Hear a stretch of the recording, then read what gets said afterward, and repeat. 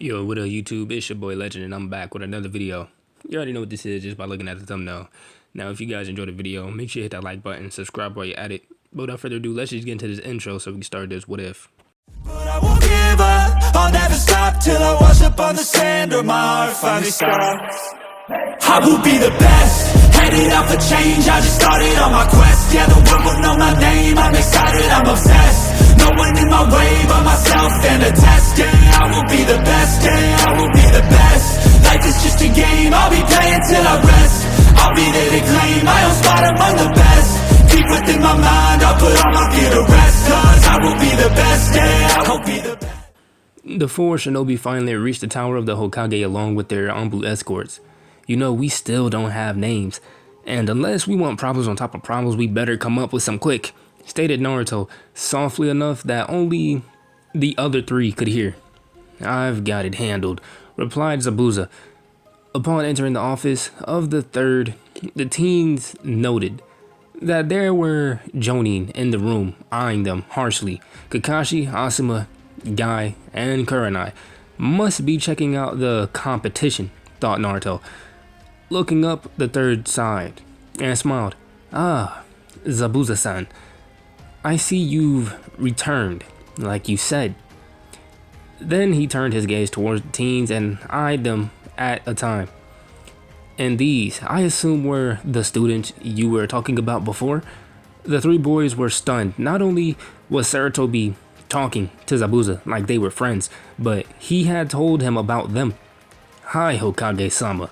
I assume that our contract is still in good standing. Of course, replied the third, smiling. Contract? Questioned Zaiku.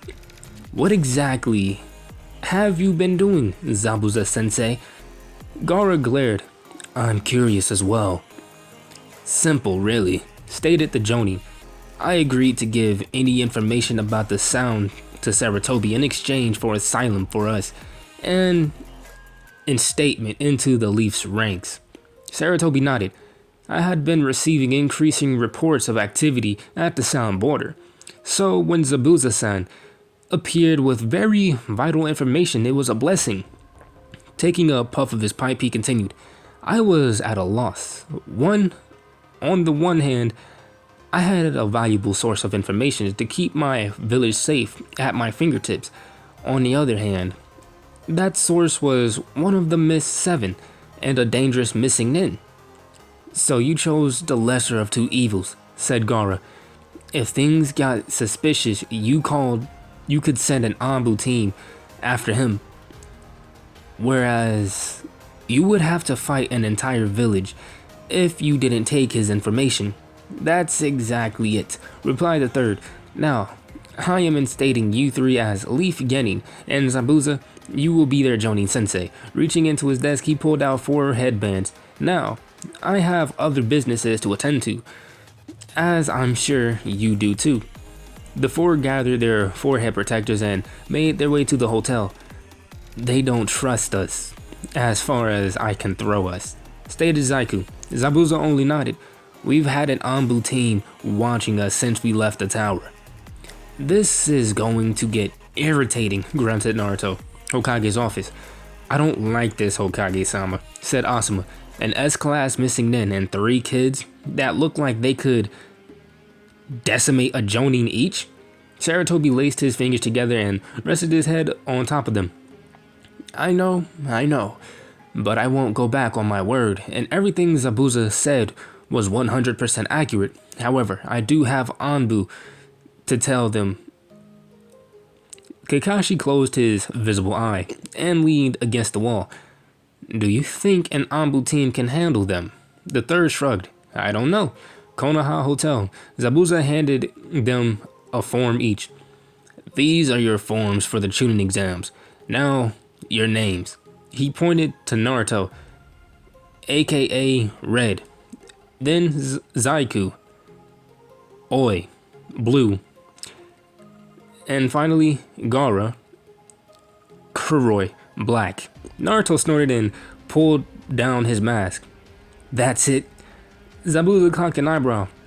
Got something better? After a minute, the blonde just shook his head and filled out his name. Team? Questioned Zaiku. All four looked at each other, stumped. Not even Zabuza had an idea. Oni, stated Gaara. We'll be Team Oni. Zaiku shook his head. If they weren't suspicious of us at first, they will be now. Anonymous names, and we're going to be Team Demon? He groaned. I don't think we had this planned out as well as we thought. Actually, interjected Zabuza, you're looking at it the wrong way. No one knows your names.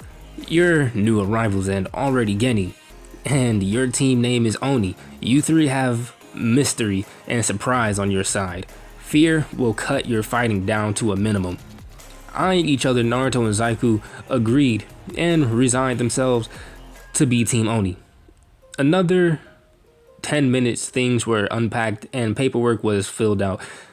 Now, registration deadlines has already passed, but Saratobi gave us an extra period of time. What do we do? Questioned Gaara. Zabuza shrugged. Go mingle. He received incredulous looks. Fine. Go train or something. Don't overdo it though. People are watching. Gathering the three forms from his team, he exited. Well, said Naruto, pulling up his mask. Let's get to it. Walking down the road to the training area, they heard someone yell, Oi, let me go! Naruto smiled. I know what that is. Come on, he said to his teammates. Rounding the corner, he spotted them. The first was a tall boy dressed in all black and face paint. The second was a bit shorter and a brunette. Then his eyes fell on her. Temari-chan, thought Naruto, as his stomach did a flip-flop and his mind started racing. Zaiku quickly lashed a hand onto Naruto's shoulder. Calm down, he whispered. Easy, kid. I was just helping you up, yelled Kankuro. He then set the boy back down. Gomen, I thought you were attacking me, replied the boy sheepishly. I'm Konohamaru. The larger boy smiled. I'm Kankuro. This, he pointed to Temari, is my sister Temari. And this, he pointed at the other boy, is Joichi. Konohamaru blushed at Temari. Nice to meet you, he mumbled, then sprinted off with the Konohamaru core in tow. Naruto was looking on in a bewilderment. I forgot to tell you, stated Gaara. They're a bit nicer. I see that. I remember it playing out a bit differently, replied the blonde sarcastically. Then turning back to eye the three he met had hard looks. Oh joy, Temari stepped up. Well, you heard our names. What are yours? She questioned with a raised brow. She was close. Her scent filled his nose, and her voice sounded like music to him. It was strong, not weak from choking on her own blood. Snapping out of the trance, Naruto stammered, Akka. Zaiku nodded, and to Kankuro, Aoi. Kuroi, droned Gaara. Joichi snorted. Really? What are your names? Gaara glared. We gave them to you. Then he noticed Kankuro Temari giving him a scrutinizing look. May I help you? He questioned, thanking Kami-sama that he had transformed his old monstrous Gort into one a bit more suitable. I like that Gort, shouted the sand demon. Where did you say you were from? Questioned Kankuro. I didn't, quipped Gaara from under his black mask. You know, started Kankuro. Konoha and Suna are allies and good friends. You could be a bit more pleasant. Zaiku grunted. We aren't being rude. Then he eyed Joichi. But the less you know about us pre-exam, the better. Don't be offended. Then he turned to Gaara. We really should get going. Gaara never panicked, but he was in a near state at what he saw. Temari was close to Naruto. Too close. The redhead knew his friend never exhibited very much control, and this situation was becoming volatile. Yes, Akka, let's go. Snapping out of his trance, he began to stiffly walk away along with his teammates.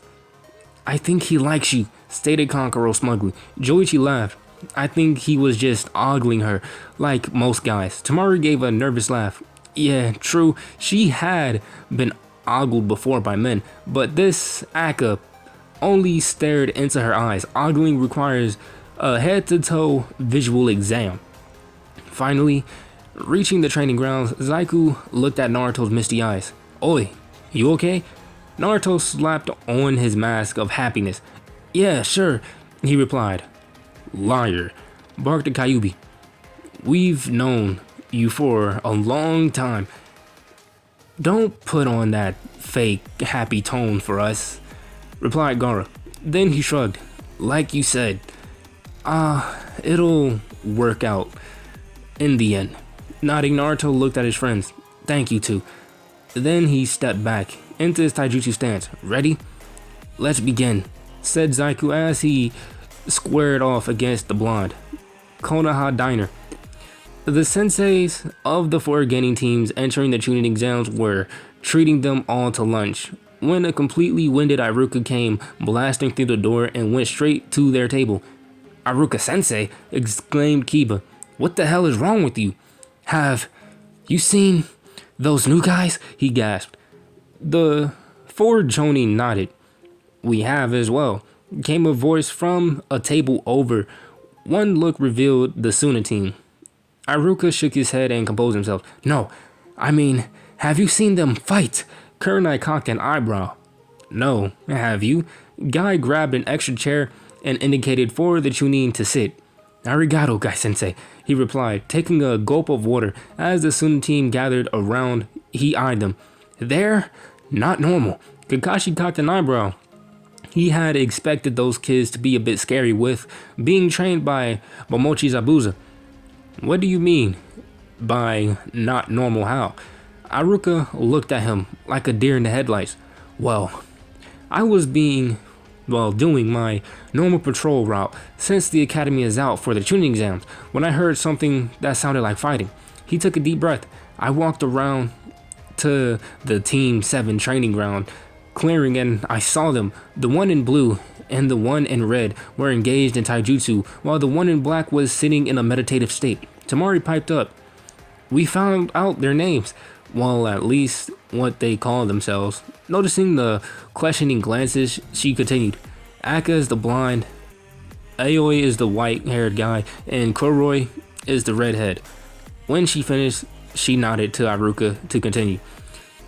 Curiosity got the best of me, so I continued to watch. After 15 minutes, nothing changed. I was about to walk away when he paused and went wide-eyed.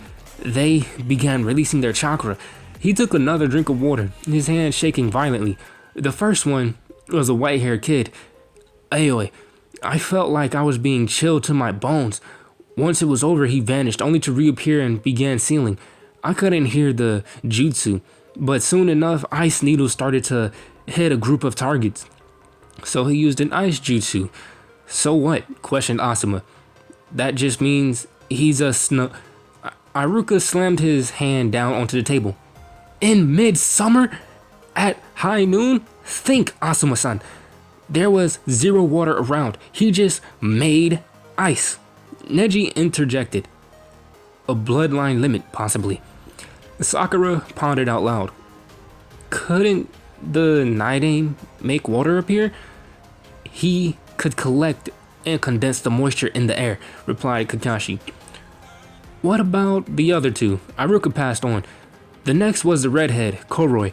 It was the most powerful killing intent I have ever felt. I couldn't breathe. He said something to Aoi, and he performed his ice jutsu again. When the needles began to fall, they were stopped by a wall of something. It looked like dirt. I couldn't really see. Kankuro, Temari, and Joichi looked at each other wide-eyed. Maybe sand? Questioned the black-clad Genin. The Chunin nodded. It could have been. I was a good 30 yards away. And the last one, questioned Shikamaru. Akka, was it? Terror choked out Iruka. Nani? Several of the other gathered shinobi chorused. Pure, unbridled terror. The Chunin stared into his cup. It washed over me. I wanted to scream. I wanted to run, but I couldn't do anything except stand there. I felt like an animal that stares into the eyes of a predator when it knows it's about to meet its end. Everyone was engrossed in Iruka's story that they jumped nearly a foot when another chair was slammed down to the ground. Turning their heads, they noticed a smug-looking Zabuza eyeing each of them. "So," he stated, "you've met my team." Guy was the first to try and throw a jab. "Ah, Zabuza-kun, your team has gotten careless. They have shown their skills and now our youthful students know what to expect," he exclaimed, jumping into his nice guy pose. "Yosh!" shouted Lee. "We will defeat them." Zabuza cocked an eyebrow. "You?" He pointed to Iruka, saw Ao do some ice jutsu. He questioned and received a nod from the Chunin. He began to chuckle. "Ao is an ice jutsu master, and to let you know that was winter shower technique." He waved his hands lazily. "To answer your other question, no, it's not a bloodline limit. He simply has the ability to freeze the condensation in the air." Lowering himself into his chair, he removed his blade and rested it against the table. "Next, you saw Kuroi. He's a defensive specialist. I can't even break through his guards." Finally, he said with a gleam in his eyes, "There is Akka.